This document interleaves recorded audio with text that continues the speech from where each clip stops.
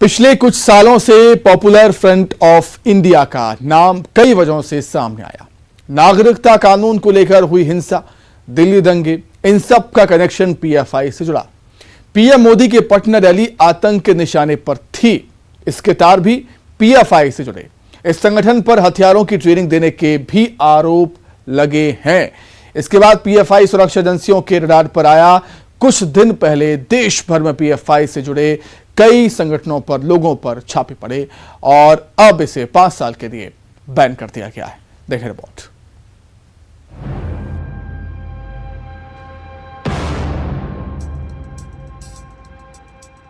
केंद्र सरकार ने पॉपुलर फ्रंट ऑफ इंडिया यानी पीएफआई को 5 साल के लिए बैन कर दिया। पीएफआई के अलावा 8 और संगठनों पर कार्रवाई की गई है। गृह मंत्रालय ने इन संगठनों को बैन करने के लिए नोटिफिकेशन जारी किया है। इन सभी के खिलाफ टेरर लिंक के सबूत मिले हैं। केंद्र सरकार ने यह action unlawful activity prevention act UAPA के तहत लिया है। सरकार ने कहा कि पीएफआई और उससे जुड़े संगठनों की गतिविधियां देश की सुरक्षा के लिए बड़ा खतरा है। पीएफआई से जुड़े 8 संगठनों पर भी प्रतिबंध लगाया गया है। ये संगठन है All India Imam Council, Campus Front of India, Rehab India Foundation, National Confederation of Human Rights Organisational Confederation of Human Rights Organisation, National Women Front, Junior Front, Empower India Foundation, Kerala का रेहाब फाउंडेशन। वहीं PFI पर ban के बाद सुरक्षा एजेंसियां सतर्क हैं। देश भर में सुरक्षा बढ़ाई गई है। एमपी में 21 पीएफआई सदस्यों को जेल भेजा गया है। इन्हें कल गिरफ्तार किया गया था। एमपी एटीएस ने जिला पुलिस के साथ अलग अलग जिलों से इन्हें गिरफ्तार किया। वहीं इंदौर में पीएफआई ऑफिस की सुरक्षा बढ़ा दी गई है। यहां जवानों को तैनात किया गया है। पीपुल्स फ्रंट ऑफ इंडिया के कार्यालय पर सुरक्षा व्यवस्था बढ़ा दी गई है। एसएएफ के जवान यहाँ पर तैनात कर दिए गए हैं। पर एनआईए ने छापा मारा था। यहाँ की सीडीआर और यहाँ का जो हार्ड डिस्क है वो भी पुलिस एनआईए जब्त करके ले गई। उसमें भी छानबीन की जा रही है। और अखाड़े और जिम के जरिए भी युवाओं को ये लोग संगठित करते थे। और उज्जैन में भी तोपखाना में संचालित होने वाले पीएफआई कार्यालय को सील कर दिया गया है। यहाँ भी भारी पुलिस बल तैनात है। टेरर लिंक, देश विरोधी संदिग्ध गतिविधियों को लेकर एनआईए, ईडी और राज्यों की पुलिस ने 22 और 27 सितंबर को पीएफआई और उससे जुड़े संगठनों पर ताबड़तोड़ छापे की कार्रवाई की थी। 2 दिन के भीतर 250 से ज्यादा गिरफ्तारियां हुई। जांच एजेंसियों को पीएफआई के खिलाफ पर्याप्त सबूत मिले हैं। इसके बाद अब इस पर 5 साल का बैन लगा दिया गया है। इस बीच पूरे मामले पर राजनीति तेज हो गई। प्रदेश के गृह मंत्री डॉक्टर नरोत्तम मिश्रा ने इसे आंतरिक सुरक्षा के लिए खतरा बताते हुए कहा कि बाहरी सुरक्षा के लिए एयर स्ट्राइक हुई, वैसे ही आंतरिक सुरक्षा के लिए आंतरिक सर्जिकल स्ट्राइक की गई है। वहीं कांग्रेस के टाइमिंग पर सवाल उठाने और आरएसएस पर प्रतिबंध लगाने की मांग पर कहा कि कांग्रेस के सांसद जाकिर नाइक को शांति के दूत कहते हैं। उनका इस तरीके से बयान आना स्वाभाविक है। वहीं सांसद प्रज्ञा ठाकुर ने पीएफआई पर आजीवन बैन लगाने की मांग की है।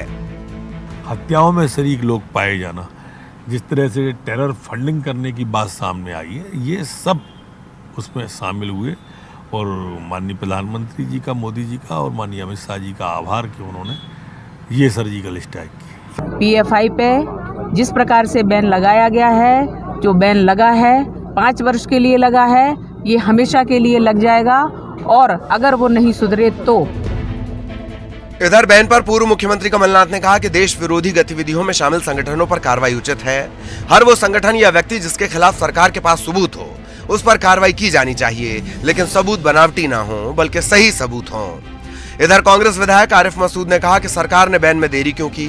आरोपों का अब तक खुलासा नहीं हुआ है। कोई सबूत हो तो बताएं। देखिए, अगर कोई सबूत हो कि वो आतंकवादी संस्थाओं के साथ जुड़े हैं, आतंकवादी उनमें शामिल है, तब वो पीएफआई हो या बीएफआई हो या सीएफआई हो। हाँ, आज आतंकवाद बहुत बड़े खतरे की बात है, तो इसका सबूत होना चाहिए। पीएफआई की अगर संदिग्ध गतिविधि की शिकायत आ रही है तो बैन करो। देश को नुकसान है तो बैन करो, लेकिन 6 महीने की भारतीय जनता पार्टी की सरकार ने देरी को करी। एक तरफ जहां इस मामले को लेकर राजनीतिक बयानबाजी अपनी जगह है, लेकिन देश की आंतरिक सुरक्षा के लिए नासूर बने संगठनों पर गाज गिरनी भी जरूरी है। Bureau report, news 18 Madhya Pradesh, Chhattisgarh.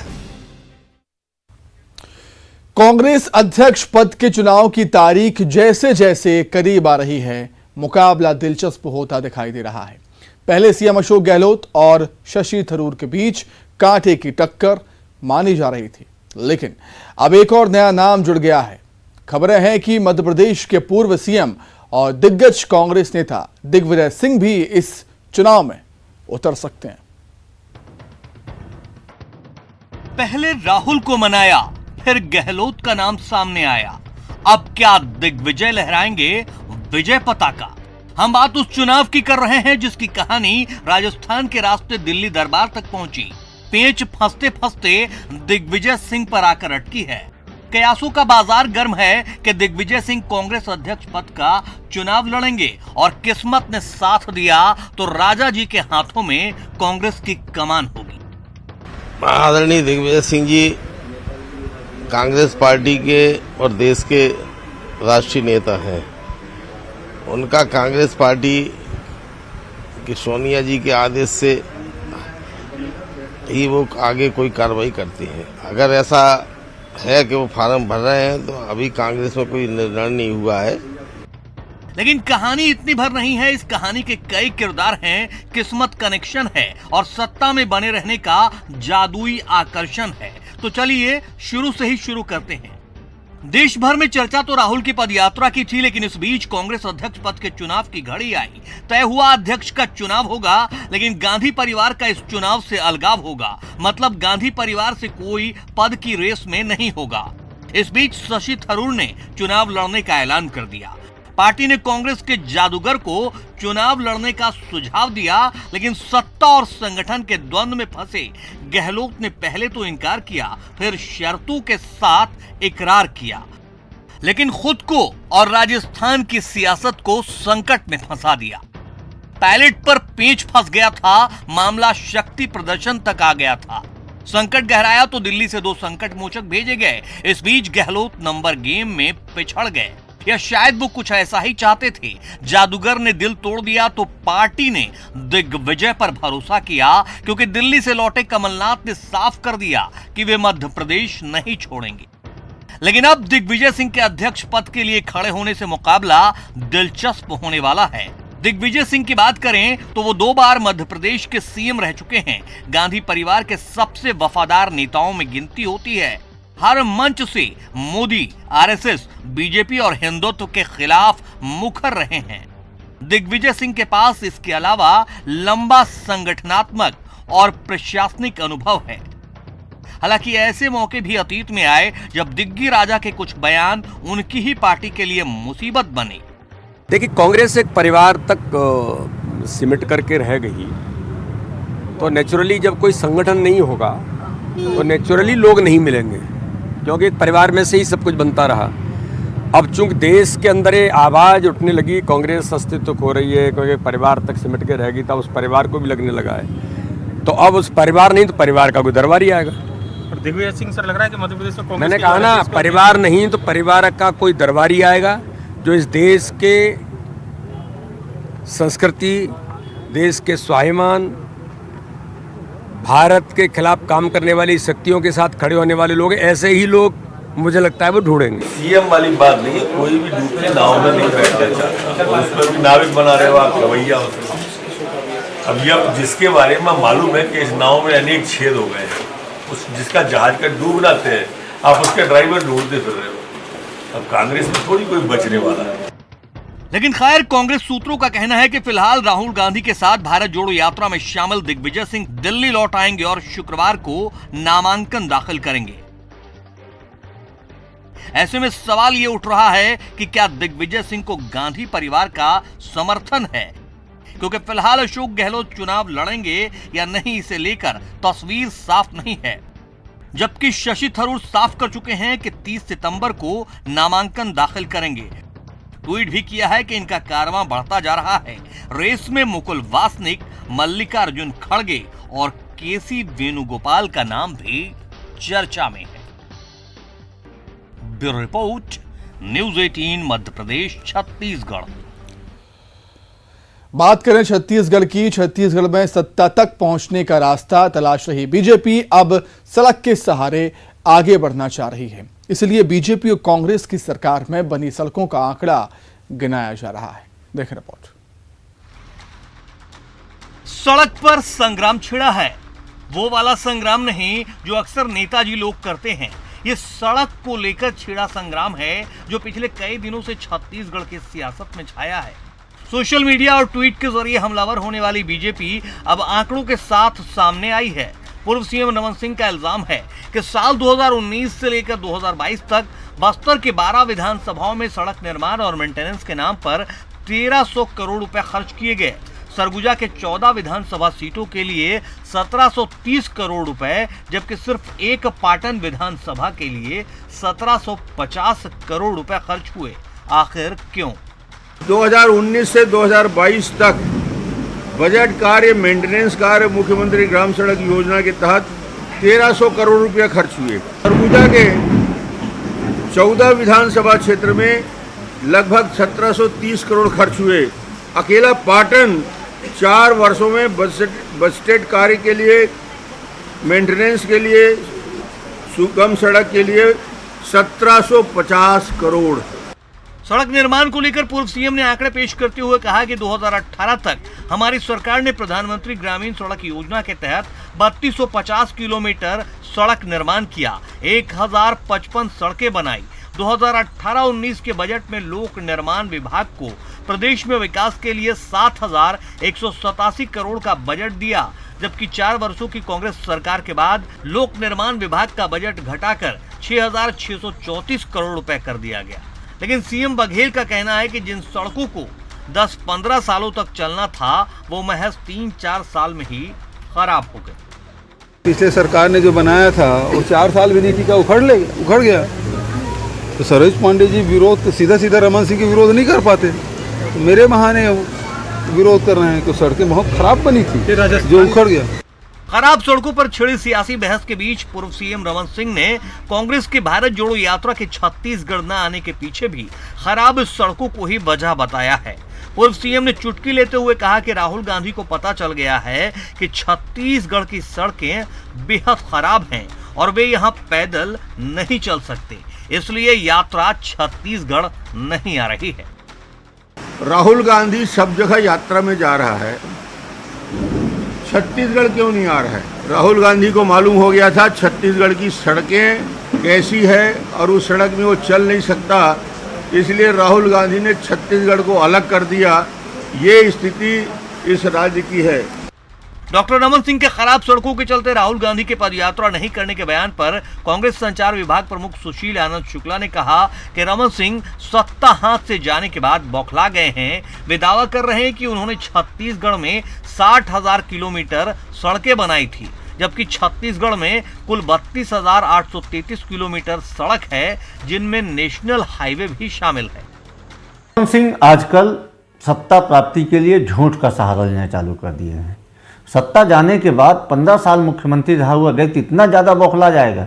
वो दावा कर रहे हैं कि 15 साल में उन्होंने 60,000 किलोमीटर सड़कें बनाई छत्तीसगढ़ में, जबकि आज की तारीख में छत्तीसगढ़ में कुल 32,833 किलोमीटर सड़कें हैं।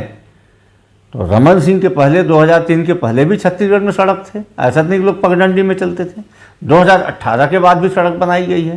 तो रमन सिंह उसके बाद भी छत्तीसगढ़ में सिर्फ 32,000 किलोमीटर सड़क है। तो रमन सिंह का यह दावा पूरी तरीके से झूठ है।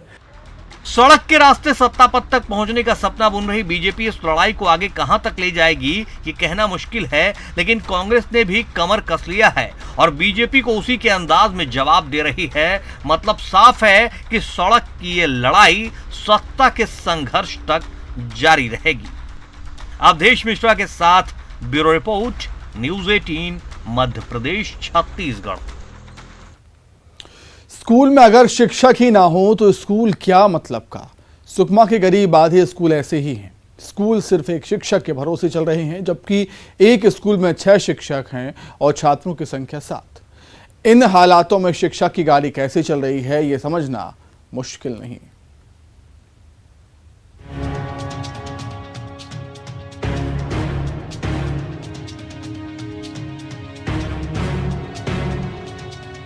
क्लासरूम में मास्टर साहब ना हो तो बच्चे अक्सर मस्ती करते नजर आते हैं, लेकिन यहाँ खाली क्लासरूम में स्टूडेंट खुद टीचर की भूमिका में हैं। करें भी तो क्या, एक दिन की बात होती तो मौज मस्ती भी कर लेते। यहाँ तो रोज का यही हाल है। स्कूल सिर्फ एक शिक्षक के भरोसे है। अगर मास्टर साहब कहीं और बिजी हो गए तो हो गई छुट्टी। ऐसे में ये बच्चे खुद संज्ञान लेकर जो समझ में आए पढ़ लेते हैं। सुकमा के आधे स्कूलों का यही हाल है। स्कूलों में सिर्फ एक शिक्षक है। इन हालातों में शिक्षा की गाड़ी कैसे चल रही है, ये तस्वीरें बयां कर रही हैं।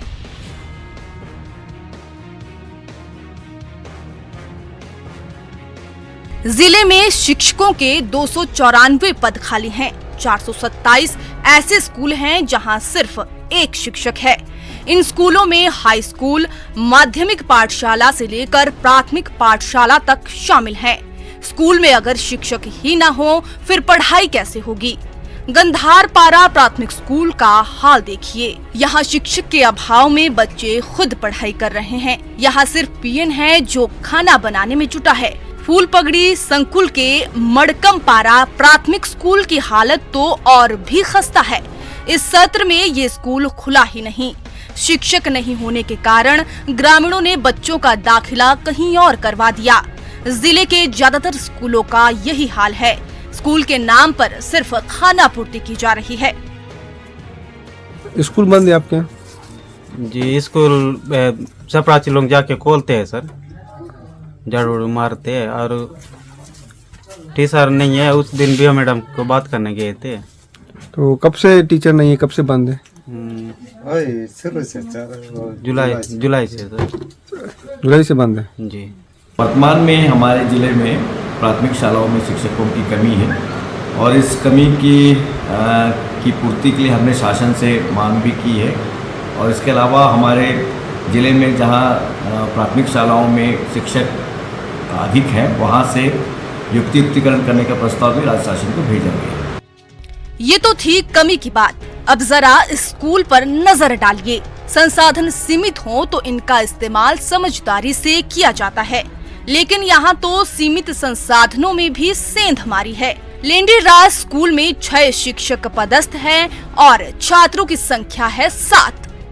जिले के कई स्कूल शिक्षकों के लिए तरस रहे हैं, लेकिन यहाँ सालों स्टूडेंट टीचर का ये शानदार रेशो बरकरार है। स्कूल में सर अभी 10 बच्चे दर्ज है, जिसमें 7-8 उपस्थित है। स्कूल का नाम उच्च प्राथमिक शाला लेंडीराज है और विगत 3 सत्रों से सर स्कूल में 0 दर्ज होने के कारण संस्था बंद है। इसी सत्र में खुला है। उससे पहले कितने बच्चे थे? उससे पहले लास्ट सत्र जो था सर 2018-19 उसमें 3 बच्चे थे। अभी कितने टीचर है? अभी यहाँ पोस्टेड तो 6 है, लेकिन उपस्थित यहाँ पे 4 है, जिसमें से 2 लोग अन्यत्र टेस्ट में। कितने बच्चे हैं स्कूल में? स्कूल में 10 बच्चे। कहीं अति कहीं शिक्षक ही नहीं। स्कूल का ये हाल बता रहा है कि जिले में शिक्षा को लेकर अधिकारी कितने गंभीर हैं। शिक्षा के नाम पर सिर्फ खाना पूर्ति की जा रही है। बिना शिक्षक के स्कूलों में आखिर कैसे पढ़ेगा प्रदेश। सत्यनारायण चांडक, न्यूज़ 18 सुकमा। तो इसी के साथ ही फिलहाल इस बुलेटिन में इतना ही। नमस्कार।